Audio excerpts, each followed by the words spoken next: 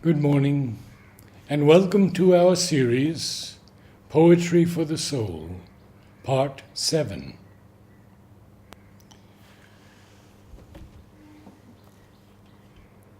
We begin with Ralph Waldo Emerson. Poetry must be as new as foam and as old as the rock.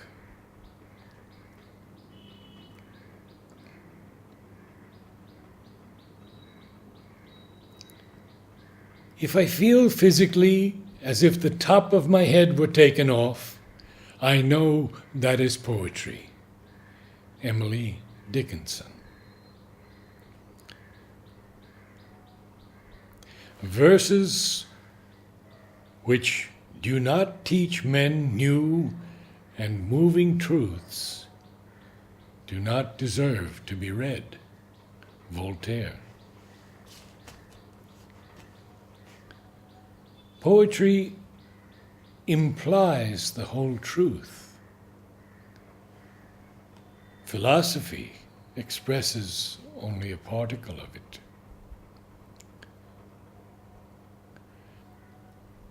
Henry David Thoreau. Poetry is the universal language which the heart holds with nature and itself. He who has a contempt for poetry cannot have much respect for himself or for anything else. William Hazlitt. And Hazlitt again writes, "The essence of poetry is will and passion."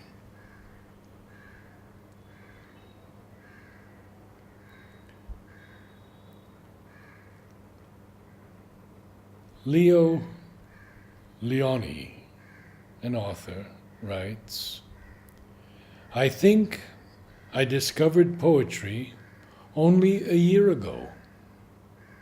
I never really understood poetry or had the patience for it. I wasn't aware of the fact, as much as I am now, that it's a different language.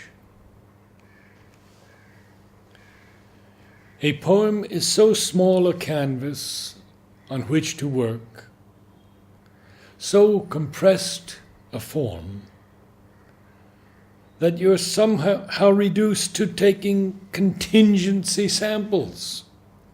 You have to somehow capture the gesture or mood, and that puts an enormous amount of pressure on every word, every space, every half-rhyme that you use. I love that." Diane Ackerman.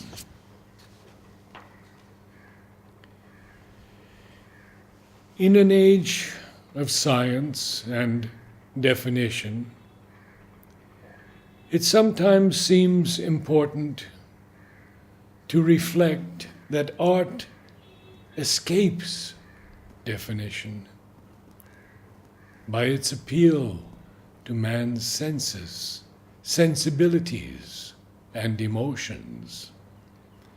Poetry is a place where we are not expected to define or analyze or answer questions. We can simply laugh or cry or wonder or turn the page until we find a poem that sings the tune we wish to hear. It's as easy as that. Myra Kahn Livingston. Poetry doesn't belong to those who write it, but to those who need it. Mario Ruopola.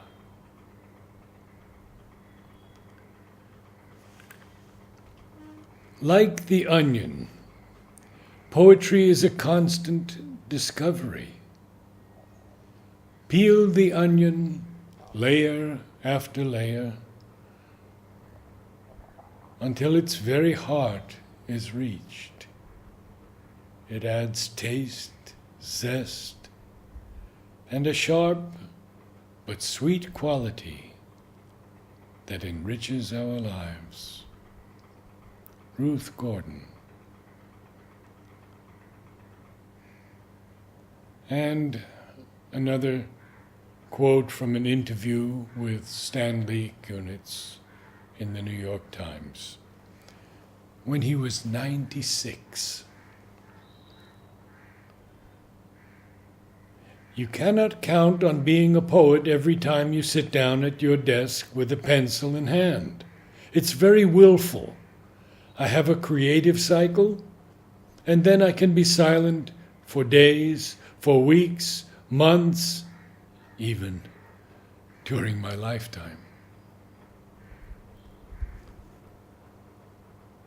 Poets must develop a sharp state of mind, must become an instrument to transform what they see around them into images about which they write poems. They must see what they see as if it had been just created, and they must write about it in such a way that it seems readers have never seen it before. May Sarton.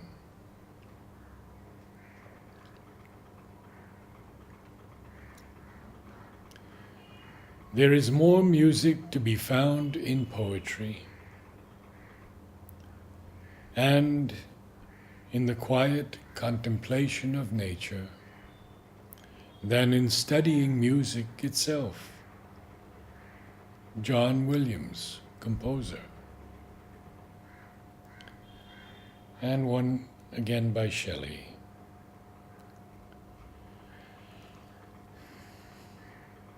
A story of particular facts is a mirror which obscures and distorts that which should be beautiful.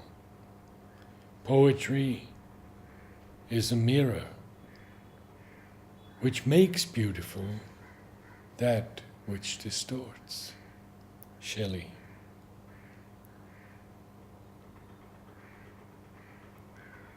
A poem is an instant of lucidity in which the entire organism participates.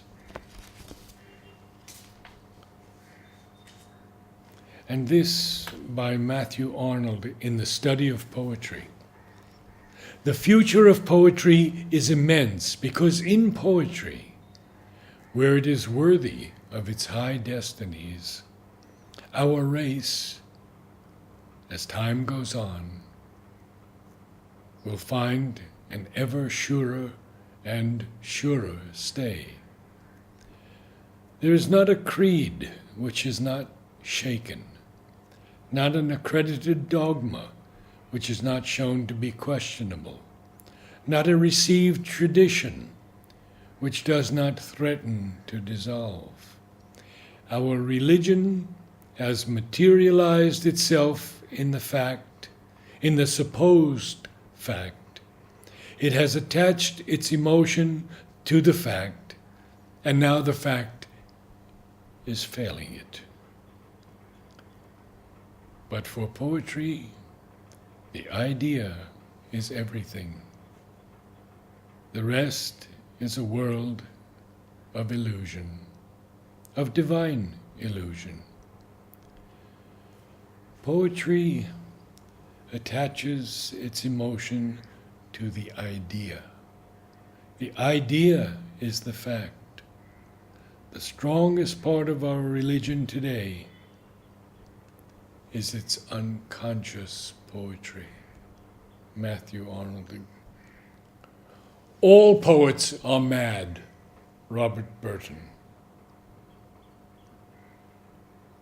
Poetry is asking the more beautiful question. E. Cummings. You campaign in poetry. You govern in prose. Mario Cuomo. Poetry is important. no less than science. It seeks a hold upon reality, and the closeness of its approach is the test of its success. Babette Deutsch.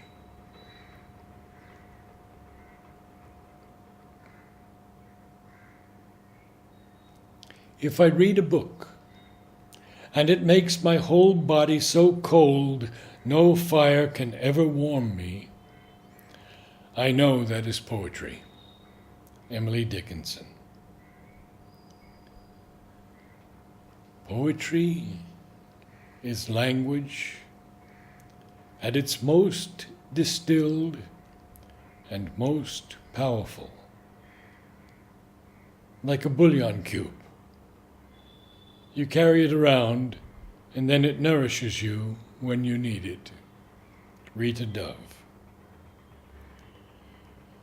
Poetry surrounds us everywhere.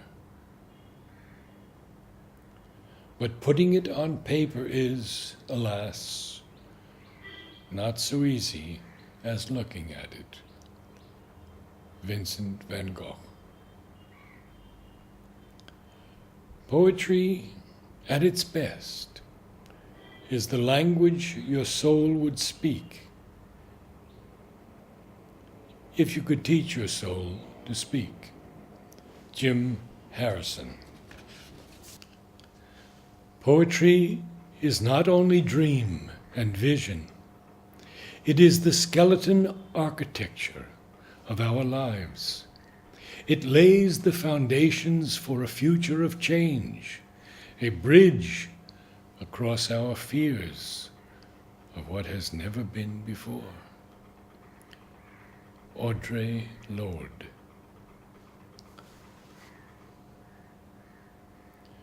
Poetry is not truth, it is the resurrection of presences. Octavio Paz. And again, by Paz. At times, poetry is the vertigo of bodies, and the vertigo of joy, and the vertigo of death. From the poet Robert Pinsky. The medium of poetry is not words. The medium of poetry is not lines. It is the motion of air inside the human body, coming out through the chest and the voice box and through the mouth to shape sounds that have meaning.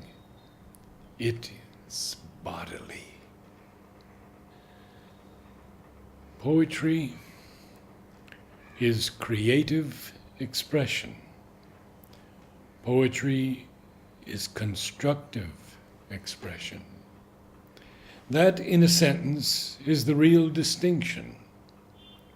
In poetry, words are born or reborn in the act of thinking. The words are, in Bergsonian phraseology, a becoming. They develop in the mind, pari passu, with the development of the thought. There is no time interval between the words and the thought. The thought is the word, and the word is the thought. And both the thought and the word are poetry. Constructive implies ready-made materials, words stacked round the builder, ready for use. Prose is a structure of ready-made words. Its creative function is confined to plan and elevations. Functions, these two, of poetry. But in poetry, subsidiary to the creative function. Sir Herbert Read. The poet is truly the thief of fire. Arthur Rimbaud. The first task of any man who would be a poet is to know himself completely. He seeks his soul, inspects it, tests it, learns it. Every kind of love, of suffering, of madness, he searches himself. He exhausts every possible poison so that only essence remains. Arthur Rimbaud. Poetry is, above all, an approach to the truth of feeling. A fine poem will seize your imagination intellectually. That is, when you reach it, you will reach it intellectually too. But the way is through emotion, through what we call feeling. Muriel Rukeyser, U.S. poet. Number 346. Poetry is a sword of lightning, ever unsheathed, which consumes the scabbard that would contain it. Percy Bysshe Shelley, 1792-1822. 347. A poet is a nightingale who sits in darkness and sings to cheer its own solitude with sweet sounds. His auditors are as men entranced by the melody of an unseen musician, who feel that they are moved and softened, yet know not whence or why. Shelley again. 349. Therefore, we'd be right to take him, the imitative poet, and put him beside a painter as his counterpart.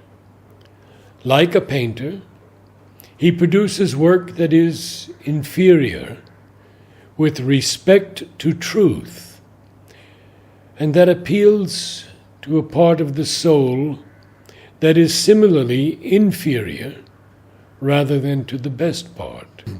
So we were right not to admit him into a city that is to be well governed, for he arouses, nourishes, and strengthens this part of the soul, and so destroys the rational one, in just the way that someone destroys the better sort of citizens when he strengthens the vicious ones and surrenders the city to them.